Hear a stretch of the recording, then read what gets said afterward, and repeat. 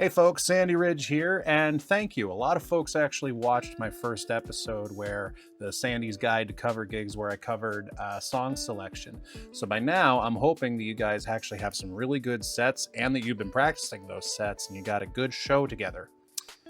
So the next episode here, we're going to be talking about the gear that you need. That's right, we're going shopping. I'm going to cover all of the essential gear that you need and some items that I suggest you have in your gig bag in case things go wrong at the gig. I got a lot to cover today, so let's get started.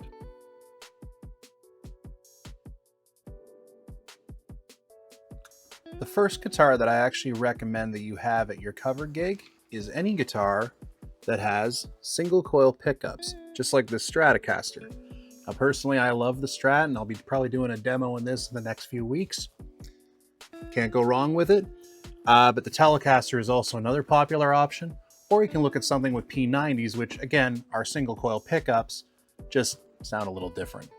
Now, the next guitar that I recommend that you have at the cover gig is an electric guitar with humbuckers. This one has 3 humbuckers here, and you're going to need this for a lot of the classic rock type stuff, anything that's a little harder. Generally speaking, humbuckers handle that kind of sound a lot better than single coils. These are a lot of fun. And the final type of guitar that I recommend that you have for a cover gig is actually an acoustic guitar. So this is a good example. This is my Godin A6 Ultra, and this one's actually what's called a hybrid guitar in that it makes electric guitar noises and it has a piezo pickup, so it sounds like an acoustic guitar. With these 3 instruments, you'll be able to cover any kind of sound that the audience wants, most kind of songs that'll be at the cover gig. With these 3 types of guitars and your pedal board, you're going to be able to cover any kind of sound that the audience wants at the show, and it's going to go great. Now, if you're in a full band setting with electric guitars, you're also going to have your pedal board. Now, your needs for your pedal board are going to depend on which songs that you're covering, but in general, I recommend that every pedal board have at least these 5 pedals. Number 1, tuner pedal. You got to have a good tuner. You're going to sound really bad if you're not playing in tune. Next pedal is some kind of an overdrive pedal. This is my blues driver. I use this for a light overdrive just to give that amp that extra kick. Okay. Next pedal I recommend, a distortion pedal. I like the MXR 78 Custom Badass Distortion. Can't go wrong with it. Sounds really fun.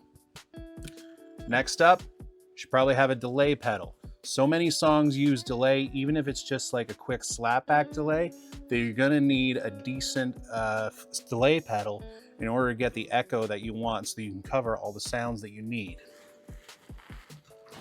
And finally, the last pedal that I recommend is a reverb pedal. Now, this is the Walrus Audio Slow. It does a lot more than just simple reverb. This one can get pretty crazy, but honestly, any simple reverb pedal will do.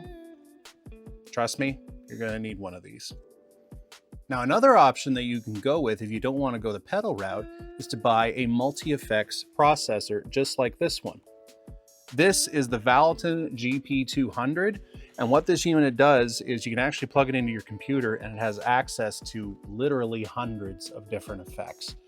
And you can actually go in, you can program it right on your computer and then assign it to these push buttons.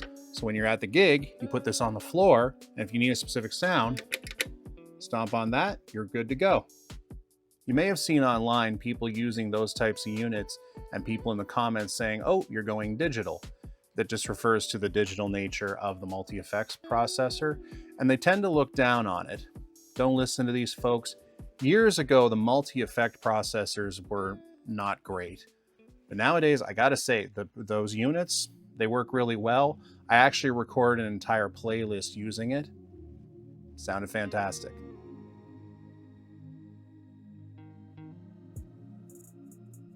Now, if you're doing an acoustic cover gig, you can use, like what I recommend, the hybrid acoustic guitar, like I just went over, or you can go with a traditional acoustic. If you do decide to go with a traditional acoustic, make sure that it has a built-in pickup. You don't want to have to pay to get one installed, and you don't want to have to use a sound hole pickup, except in specific circumstances, which I'm going to cover later.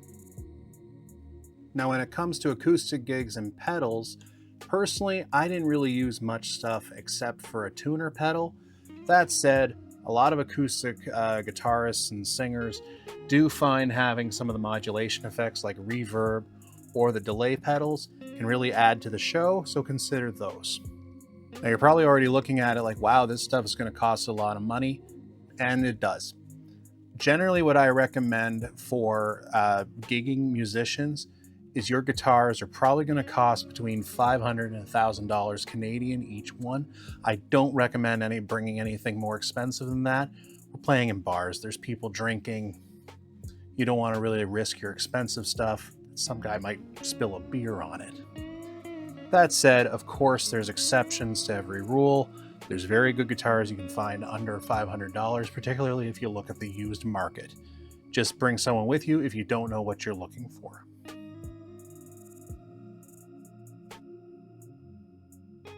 The audience is going to need to be able to hear you.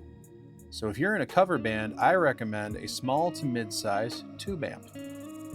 Something like this is going to do the job nicely. This is a Fender Blues Junior. It is 15 watts, and this thing can get really loud really quickly.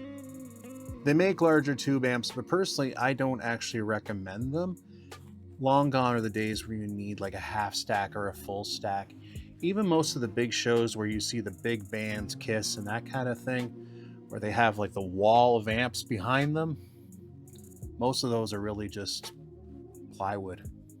If you find yourself playing in a venue where you actually need that extra volume, real simple. Stick a microphone in front of the amp and run it through the PA system. Speaking of which, if you're also the singer, you're going to need a few microphones. We're going to talk about that in a little bit. While I typically recommend going with a tube amp, you can go with what's called a solid state amp or a digital amp. Now, if you do go that route, just keep in mind that the wattage equates to sound. And I got to tell you, a 15 watt tube amp going to be much louder than a 15 watt solid state amp. My personal experience, a 15 watt tube amp, probably about the same volume as a 100 watt solid state. Now for the acoustic guys. So if you're an acoustic guitarist and you're going to be playing cover shows, it's pretty simple. You either need a PA system or an acoustic amp. Personally, I recommend acoustic amps. This right here is the Acoustic Junior. It's 100 watts, and if you look at the top, it has separate inputs for a microphone and a guitar, along with a bunch of onboard effects. It even has a line out, so you can actually attach it to a PA system or recording software, which, to be honest, this is what I use for every one of my acoustic covers or my original songs that I post on this channel. I like the acoustic amps because they tend to be a lot lighter than the PA systems. Plus, I find if you're going to a venue where you actually need the volume that a PA system would provide, 9 times out of 10, the venue has their own PA system because they anticipate that the musicians are going to need that.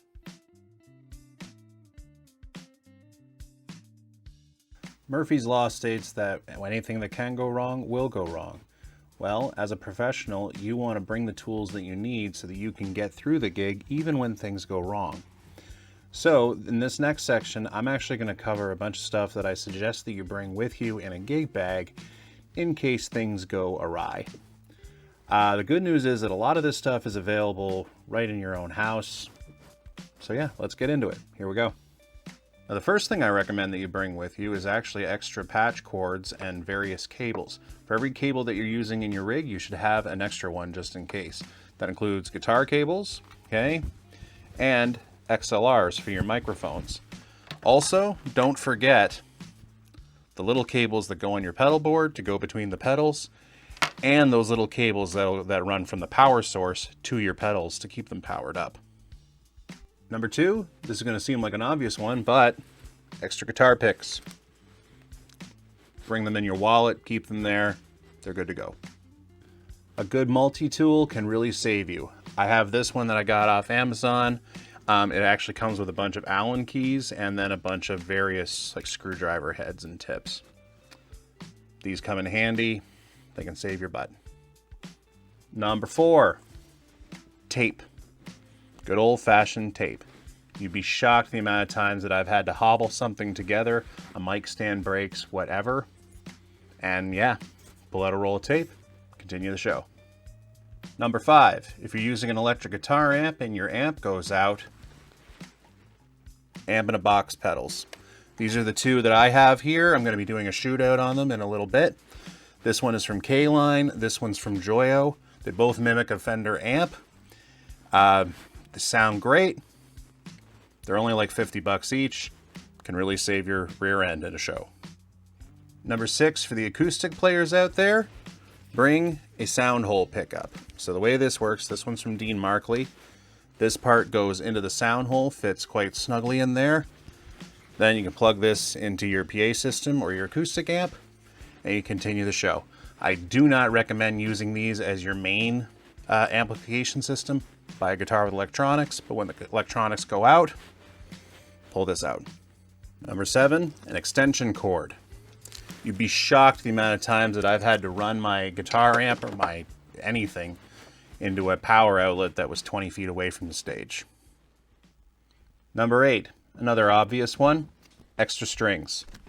Don't leave home without them.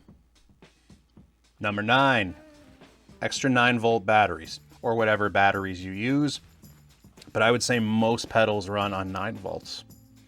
Number 10, tuners, clip-on tuners, or any of like a handheld tuner. Heck, you can even have an app on your phone. Just have something that you can tune your guitar with if your tuner pedal goes out. Number 11, paper towels. You never know when some piece of equipment is going to get dirty, or frankly, if you yourself are going to need to clean yourself up during the show. It can get really hot on stage. Number 12, mic stand clips. Make sure that the clips go with your specific mic stand. I always find myself losing them, and I mean, you can tape it up if you need to, but having a spare one really comes in handy. Number 13, if you're using a tube amp, you're going to want to bring extra tubes. This one has a bit of a caveat. You actually have to know what you're doing. Not knowing what you're doing with an electric amp can literally kill you. All right, so if you don't know what you're doing, stick with the amp in a box pedals, but if you do, bring some spare tubes. Number 14, extra guitar strap. So a little bit of a story. I was actually doing a show once, and it was like a punk rock type thing. I was hosting the show, and this one guy, the guitarist was dancing around on stage. He jumped a little too hard, and I guess his strap broke. He didn't have a spare strap, so he literally ripped off his belt, whittled a hole in it at the break, played the rest of the show.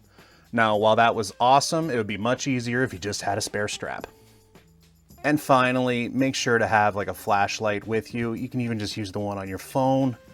It's dark on stage. You need to be able to see what you're doing. Now, how you carry all this stuff is completely up to you. For the longest time, honestly, I actually used like a great big goalie bag. It wasn't ideal.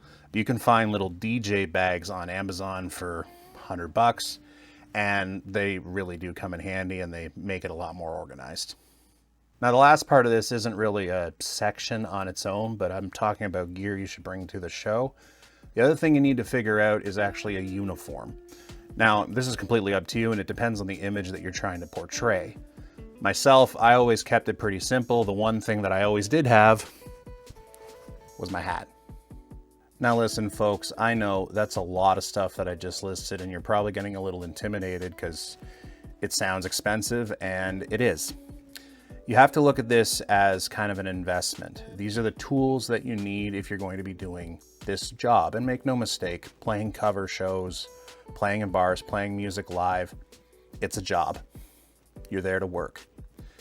That said, this is ideal. This is the ideal situation. I've accumulated this stuff based on my experience of playing cover gigs for over 15 years now. When I got started out, I did not have this much stuff, and frankly, I learned the hard way. So you can get by, but this is the ideal situation. But yeah, it's a good place to start. Still, like I said, it's a lot of cash, which is kind of a nice segue into the introduction for my next episode. In the next episode of Sandy's Guide to Cover Gigs, I'm going to be talking about how to actually go about booking the band, your band or your act into a bar. I'm going to talk about electronic press kits. I'm going to talk about contract negotiation, and yes, how much you can expect to get paid. So like and subscribe. This is Sandy Ridge Music, where tone and tech collide. I'll see you at the next episode. Thanks for watching. Take care now.